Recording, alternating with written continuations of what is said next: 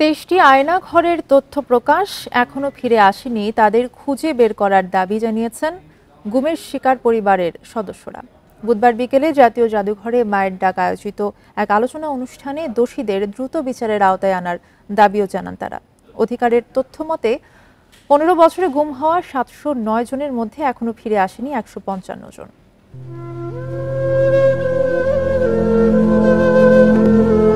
রেহানা বানু মুন্নি ১১ বছর ধরে ভাই সেলিম রেজা পিন্টুকে খুঁজে ফিরছেন। ২০১৪ সালে নির্বাচনের আগে গুম হন বিএনপির রাজনীতিতে যুক্ত পিন্টু। সরকারের পতনের পর স্বজনরা আশায় বুক বেঁধেছেন হয়তো ফিরে আসবে তার ভাই। তাকে অনেক খুঁজেছি, আজকে ১১টা বছর আমরা অসহায়ের মতো খুঁজেছি।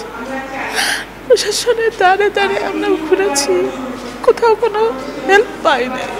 আমি চাই না ভাইয়ের সাথে কি ঘটেছে, আমি আমার ভাইয়ের খবর চাই, আমার ভাইয়ের সন্ধান চাই। ১১ বছর ধরে স্বামী পারভেজ হোসেনকে খুঁজে ফিরছেন ফারজানা, এখনো আশা হারাননি। ২০১৩ সালে শাহবাগ থেকে গুম হন পারভেজ হোসেন।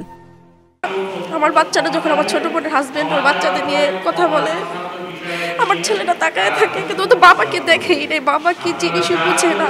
আমি চাই আমার স্বামীকে ফিরত, আর কিচ্ছু চাই না কারো কাছে, আমার কারো দাবি নাই, কারো কোনো কাছে কোনো কিচ্ছু চাই না।